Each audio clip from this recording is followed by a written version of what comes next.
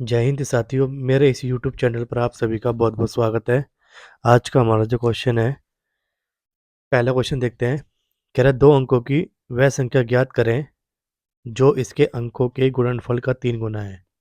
तो देखिए, इस प्रकार का क्वेश्चन आपका ऑप्शन से सॉल्व करना, आपको ये बाय ऑप्शन। देखिए, अगर आप 12 को लेते हैं तो आपसे क्या कह रहा है, अंकों के गुणनफल यानी कि मल्टीप्लाई। तो 1 × 2 करेंगे तो कितना आएगा, 2। और इसका 3 गुना करेंगे आप तो क्या आएगा, 6। जबकि आना क्या चाहिए, 12। तो ये करेक्ट आंसर नहीं होगा। ऑप्शन नंबर बी चेक करते हैं अब। 4 × 8 कितना हो गया, 32। 32 की मल्टीप्लाई अगर आप 3 से करेंगे, 3 दूनी 6 और 3 × 3 = 9। तो देखिए, आने क्या चाहिए था 48, लेकिन आया क्या, 96। इसलिए ये रॉन्ग आंसर है। 24 को लेते हैं। 2 × 4 8 हो गया। 8 का अगर 3 गुना करते हैं, देखो 24 आ गया। और 24 ही आपको चाहिए था। इसलिए करेक्ट आंसर क्या होगा, ऑप्शन नंबर सी। चलिए नेक्स्ट क्वेश्चन देखते हैं। कह रहा है, नीचे दी गई संख्याओं में कौन सी परिमेय संख्या नहीं है। देखिए, मैंने ऐसा क्वेश्चन आपको कल भी कराया था एक। परिमेय संख्या का मतलब होता है रैशनल नंबर, जिसे आप p/q की फॉर्म में लिख सकते हो।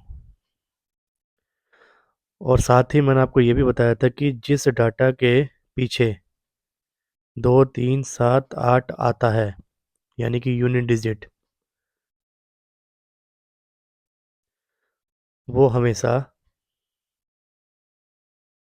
इरेशनल होती है। दूसरा, जो भी डाटा अंडर रूट में होता है वो सारा क्या होता है, इरेशनल होता है। देखिए, अब पहला ऑप्शन देखेंगे आप। पहले ऑप्शन में क्या कह रहा है आपसे, 3 यानी क्यूब रूट 64 का। 64 किसका क्यूब होता है, तो ये होता है आपका 4 का।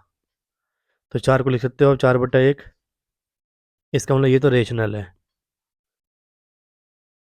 बी ऑप्शन में क्या कह रहा है आपसे, √8।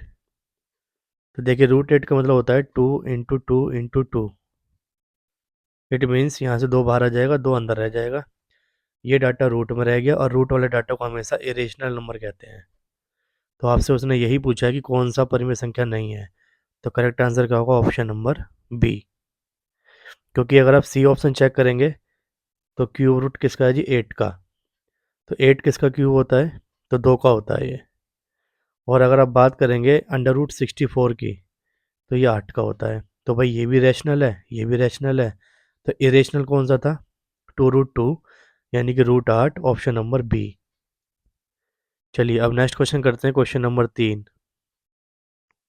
देखिए, इस क्वेश्चन को समझने के लिए आपको समझना होगा पहले प्राइम नंबर, दूसरा कंपोजिट नंबर।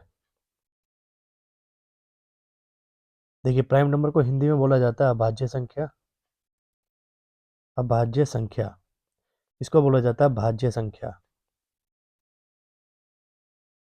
प्राइम नंबर का मतलब होता है जिसके ओनली 2 फैक्टर होते हैं।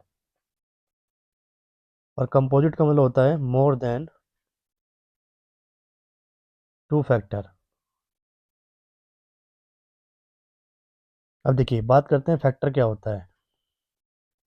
तो फैक्टर का मतलब होता है, जैसे मान लीजिए मैंने 1 लिखा, तो इस 1 को कौन कौन डिवाइड कर सकता है, ओनली 1। मैंने 2 लिखा, इस 2 को 1 डिवाइड कर सकता है और खुद 2 डिवाइड कर सकता है। 3 अगर लिखा, तो इसे 1 डिवाइड कर सकता है और 3 डिवाइड कर सकता है। मतलब 1 जो है सिर्फ 1 से डिवाइड होता है, 2 जो है 1 और 2 से डिवाइड होता है, 3 1 और 3 से डिवाइड होता है। 4 अगर लिखा, तो 1 से भी डिवाइड हो जाएगा, 2 से भी हो जाएगा, 4 से भी हो जाएगा। अगर मैंने 5 लिखा तो ये 1 से भी डिवाइड हो जाएगा, 5 से भी हो जाएगा। अगर मैंने 6 लिखा तो ये 1 से डिवाइड हो जाएगा, 2 से हो जाएगा, 3 से हो जाएगा, 6 से हो जाएगा। तो इन्हीं को बोला जाता है फैक्टर।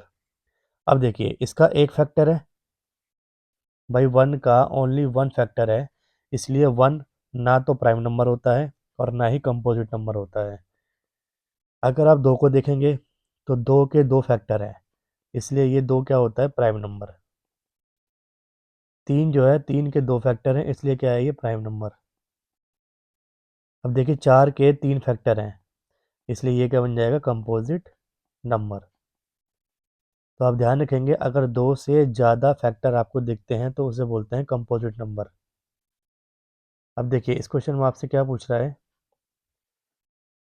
कह रहा है which of the following numbers is not composite, मतलब इन चारों ऑप्शन में से कौन सा कंपोजिट नहीं है। अगर ये कंपोजिट नहीं पूछ रहा तो इसका मतलब ये है कि ये आपसे ये पूछना चाह रहा है कि कोई एक ऑप्शन ऐसा है जो प्राइम नंबर होगा। भाई तीन ऑप्शन कंपोजिट वाले होंगे और एक ऑप्शन प्राइम नंबर का होगा। देखिए अगर हम बात करते हैं 109 की, तो भाई 109 ध्यान रखिएगा प्राइम नंबर होता है ये। तो इसका करेक्ट आंसर क्या आएगा, ऑप्शन नंबर ए। अब बात करते हैं बी ऑप्शन की, कि बी आंसर क्यों नहीं है। क्योंकि देखिए 161 जो है वो 7 से डिवाइड हो जाता है, तो आप इसको लिख सकते हो 7 × 23,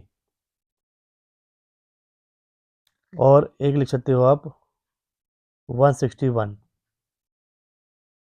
भाई कहने का मतलब आपसे ये है कि अगर 161 की बात करें तो इसके कितने फैक्टर बनेंगे।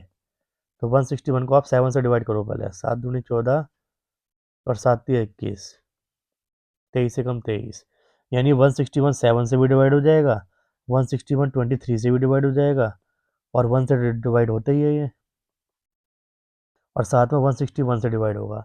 इसका मतलब इसके चार फैक्टर हैं, और अगर चार फैक्टर है तो दो से ज़्यादा फैक्टर है, इसलिए ये वाला क्या बन जाएगा आपका कंपोजिट। ये वाला ऑप्शन क्या बनेगा, कंपोजिट। चलिए नेक्स्ट ऑप्शन चेक करते हैं एक बार।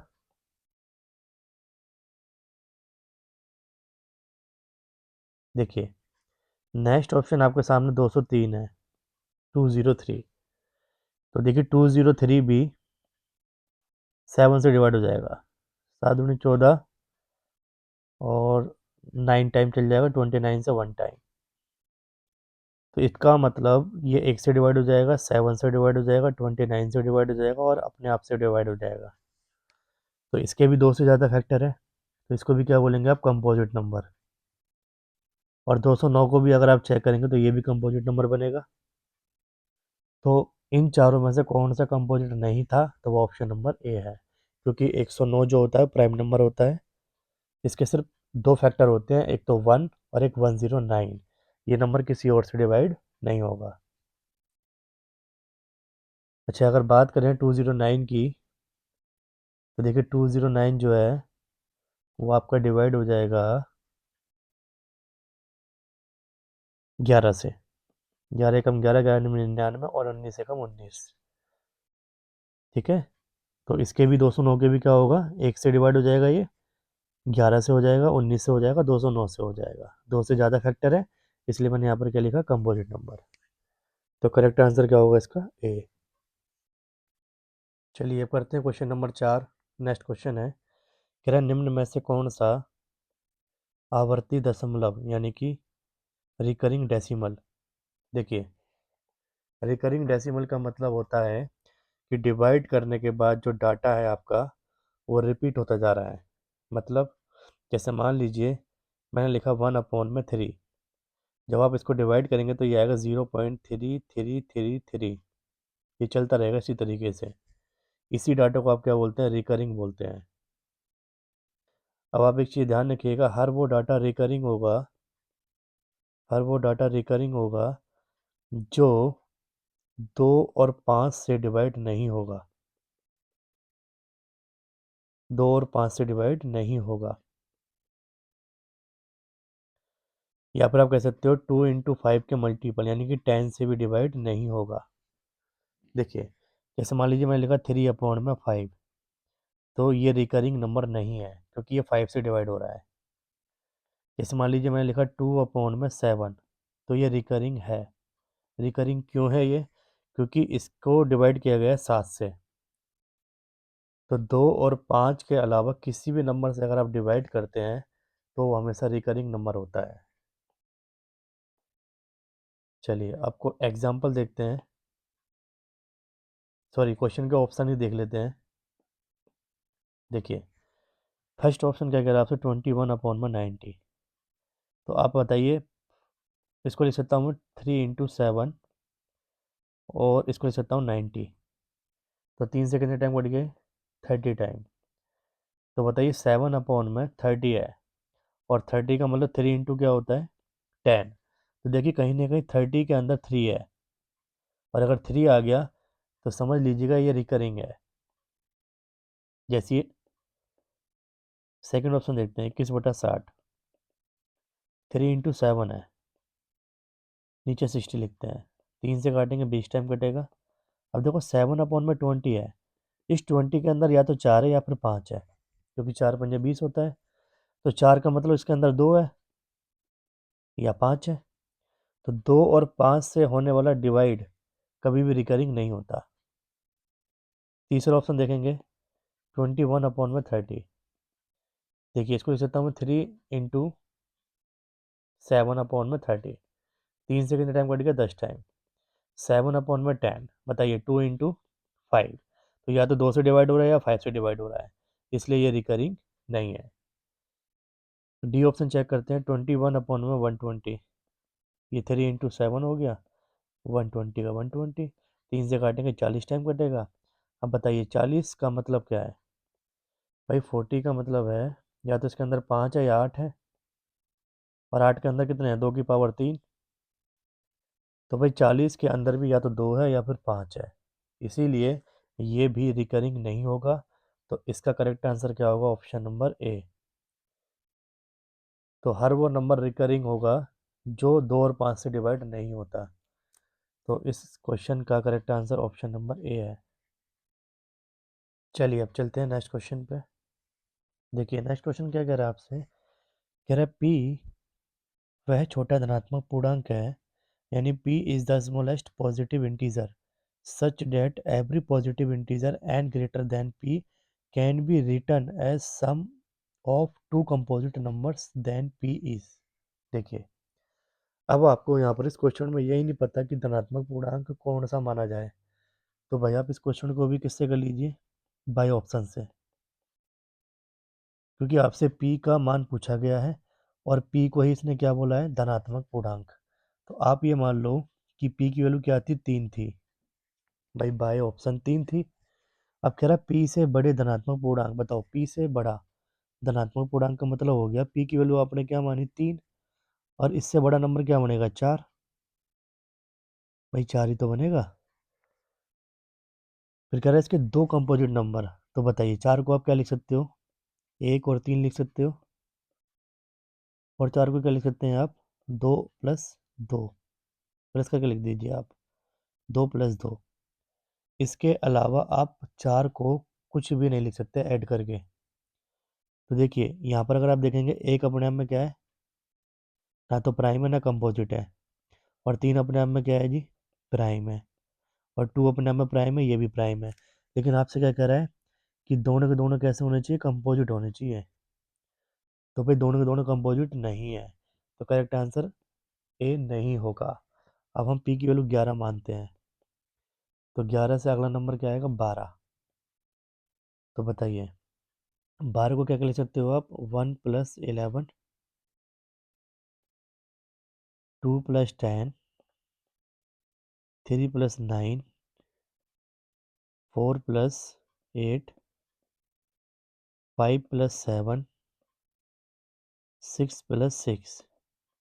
अब जैसे आप 7 पे जाएंगे, 7 प्लस करेंगे तो 5 आएगा, तो ये रिपीट हो जाएगा, तो इसको नहीं लेना, बस यहीं तक चेक करना है आपको। तो देखिए इसमें कोई ऐसा पेयर आपको दिख रहा है जिसमें दोनों कंपोजिट नंबर बनने हो, तो देखिए इसमें तो 11 क्या है, प्राइम नंबर, ये नहीं बनना। ये क्या है जी आपके पास, कंपोजिट, लेकिन ये क्या डाल दिया इसने, प्राइम, इसलिए ये भी आंसर नहीं होगा। 9 और 3, 3 का प्राइम नंबर है, ये भी गलत है। 8 और 4 दोनों के दोनों कंपोजिट हैं, ये ठीक है। और 5 और 7 ये भी नहीं होगा, और 6 और 6 देखो ये भी क्या अपने आप में कंपोजिट है। तो उसने यही कहा था कि अगर आप p की बड़ी से बड़ी वैल्यू लेते हो तो उसके दो कंपोजिट नंबर का सम, मतलब उसे दो कंपोजिट नंबर के सम के रूप में लिखा जा सकता है। तो देखो दो कंपोजिट नंबर बनने हैं यहाँ पर, 4 और 8, 6 और 6। 6 भी कंपोजिट होता है, 4 भी कंपोजिट होता है, 8 भी कंपोजिट होता है, इसलिए इसका करेक्ट आंसर क्या होगा, ऑप्शन नंबर बी।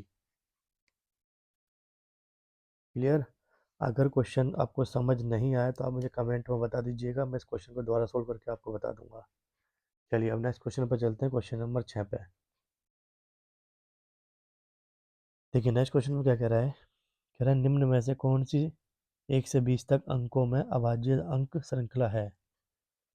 अच्छा 1 से 20 तक पूछ रहा है आपसे ये, तो बताइए 1 से 20 तक में सबसे पहला प्राइम नंबर कौन सा होता है, 2, फिर होगा 3, फिर 5, फिर 7, फिर 11, 13, 17 और 19।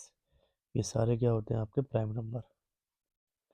तो कौन सा ऑप्शन दिख रहा है आपको, बी, यही आंसर है। देखिए अगला क्वेश्चन क्या कह रहा है आपसे, क्वेश्चन नंबर 7 है, इनमें से किसी संख्या का वर्गमूल एक अपरिमेय संख्या है। देखिए कह रहा है 4 ऑप्शन में से कोई एक ऑप्शन ऐसा है जो इरेशनल है।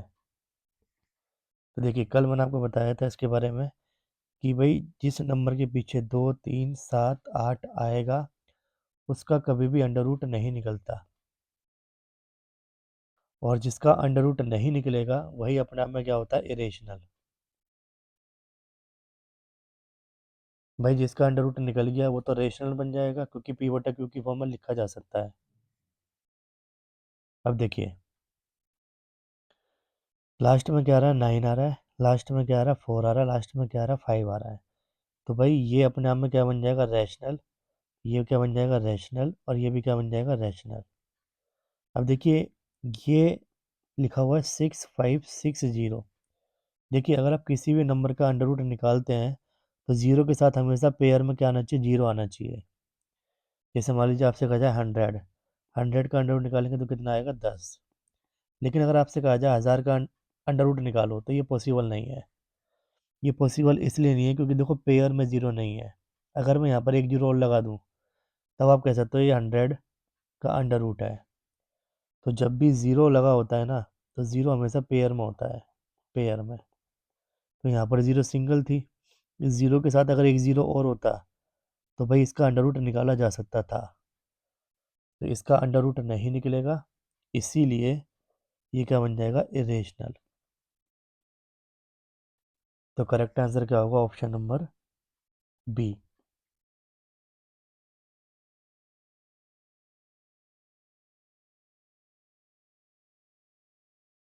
चलिए अब क्वेश्चन नंबर करते हैं 8। देखिए इसमें क्या कह रहा है आपसे, कह रहा है 256 के कितने गुणनखंड पूर्ण वर्ग हैं। पूर्ण वर्ग का मतलब होता है कि परफेक्ट स्क्वायर कितने हैं, परफेक्ट स्क्वायर। देखिए इसका एक एग्जांपल देखते हैं पहले। जैसे मान लीजिए 8 है, तो भाई 8 का अगर फैक्टर करेंगे आप तो क्या आएगा, 1, 2, 4 और 8। भाई फैक्टर का मतलब मैंने आपको अभी बताया था कि 8 किस किस नंबर से डिवाइड हो जाएगा। तो 8 1 से डिवाइड हो जाएगा, 2 से हो जाएगा, 4 से हो जाएगा और 8 से हो जाएगा। अब आप मुझे बताओ कि इन चारों में परफेक्ट स्क्वायर कितने हैं। परफेक्ट स्क्वायर का मतलब होता है कौन सा डाटा अंडर रूट से बाहर आ जाएगा। जैसे मान लो मैं आपसे कहूँ कि 16, तो अंडर रूट 16 किसका होता है, 4 का। मैंने कहा अंडर रूट 25, ये किसका होता है, 5 का। मैंने कहा 36, तो ये किसका होता है, 6 का। तो बताइए अगर आप इसमें 1 का अंडर रूट निकालते हैं तो निकल जाएगा, अंडर रूट 2 निकालेंगे तो नहीं निकलेगा, लेकिन अंडर रूट 4 निकालेंगे तो किसका होता है, 2 का। और अंडर रूट 8 बाहर अंडर रूट से नहीं आएगा। तो अगर आप इस आपसे क्वेश्चन में पूछा जाता कि 8 के कितने गुणनखंड पूर्ण वर्ग हैं, तो आपका आंसर क्या आता, दो। दो आंसर आता। दो आंसर क्यों आता, क्योंकि 8 के फैक्टर में एक तो अंडर रूट 1 का और एक अंडर रूट 4 का, ये दो ही परफेक्ट स्क्वायर है। लेकिन अगर यही क्वेश्चन आपको डायरेक्ट करना होता, तो देखो डायरेक्ट कैसे करते हैं ऐसे क्वेश्चन को एग्जाम में। तो आप इस 8 के फैक्टर कीजिए, 8 को लिख सकता हूँ 2 की पावर 3। अब जो पावर आएगी उस पावर में आप हमेशा भाग करेंगे किससे, 2 से। तो देखिए पावर है कि आपके पास 3, इसको 2 से डिवाइड कीजिए, 2 एकम 2। अब आप ये देखेंगे क्वोशिएंट कितने टाइम था, क्वोशिएंट, तो क्वोशिएंट था 1। इस 1 में हमेशा 1 जोड़ देंगे तो आंसर क्या आ जाएगा 2। जो भी क्वेश्चन आएगा उसमें हमेशा आपको +1 करना है।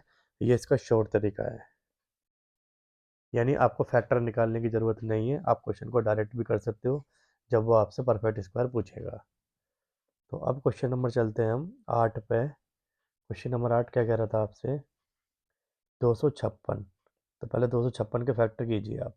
2 से 1 टाइम, 2 दूनी 4, 2 अट्ठे 16, 2 छिंग 12, 2 चौका 8, 2 तिया 6, 2 दूनी 4, 2 से कटेगा 16 टाइम, 2 से 8 टाइम, 2 से 4 टाइम, 2 से 2 टाइम और 2 से 1 टाइम। तो बताइए 256 को मैं लिख सकता हूँ 2 की पावर कितना, 1 2 3 4 5 6 7 8। अब जो पावर आपके पास आई इसको 2 से डिवाइड कीजिए, 2 चौक 8। देखिए क्वोशिएंट में क्या आया आपके पास, 4। भाई क्वोशिएंट जो आया आपके पास वो 4 आया, उसमें हमेशा +1 कर दो, तो करेक्ट आंसर क्या आ जाएगा 5। तो इसलिए इस क्वेश्चन का आंसर क्या होगा, ऑप्शन नंबर डी। चलिए नेक्स्ट क्वेश्चन देखते हैं। क्वेश्चन में कह रहा है कि यदि संख्या x 3 4 5 1 3 से डिवाइडेड है, तो देखिए अगर 3 से डिवाइडेड है तो 3 का रूल होता है 5 और 4 9, 3 से कट जाएगा, 3 3 से कट जाएगा, तो यहाँ पर बचा 1 + x। इसको 3 से डिवाइड करना है, जहाँ x एक डिजिट है, x के सभी मानों का योग क्या क्या हो सकता है। तो देखिए x की जगह मैं क्या क्या पुट कर सकता हूँ, तो x की जगह आप 2 पुट कर सकते हो। जैसे यहाँ 2 पुट करोगे आप 3 से डिवाइड हो जाएगा, या फिर आप 5 पुट कीजिए तो 5 और 1 6 डिवाइड हो जाएगा, या फिर x की वैल्यू आप क्या पुट कर सकते हैं 8, तो 8 भी रखेंगे तो भी डिवाइड हो जाएगा 3 से। देखिए अगर 1 + x की वैल्यू में 2 रखता हूँ तो 3 3 से कट गया। अगर मैं x की जगह 5 रखता हूँ तो भी देखो 3 से कट गया, और अगर x की जगह 8 रखा जाएगा तो भी ये 3 से कट जाएगा। इसीलिए x की ये 3 वैल्यू पॉसिबल है, तो आपसे इसी का सम पूछ रहा है। सम मतलब प्लस 2 + 5 + 8। तो बताओ 5 और 2 7 और 8 कितना होता है 15। तो इस क्वेश्चन का करेक्ट आंसर क्या होगा, ऑप्शन नंबर बी। चलिए लास्ट क्वेश्चन देखते हैं, क्वेश्चन नंबर 10। कह रहा है यदि संख्या x 4 5 6 2 को 9 से डिवाइड किया जाता है, तो कह रहा है x की वैल्यू बताओ क्या आएगी। तो देखिए 5 और 4 9, 9 से कट जाएगा, 6 और 2 8, 8 + x किससे डिवाइड करेंगे 9 से। तो अगर मैं x की जगह 1 पुट कर दूं तो देखिए 8 और 1 9 हो जाएगा और 9 से डिवाइड हो जाएगा पूरा पूरा। तो x की वैल्यू क्या आ गई 1।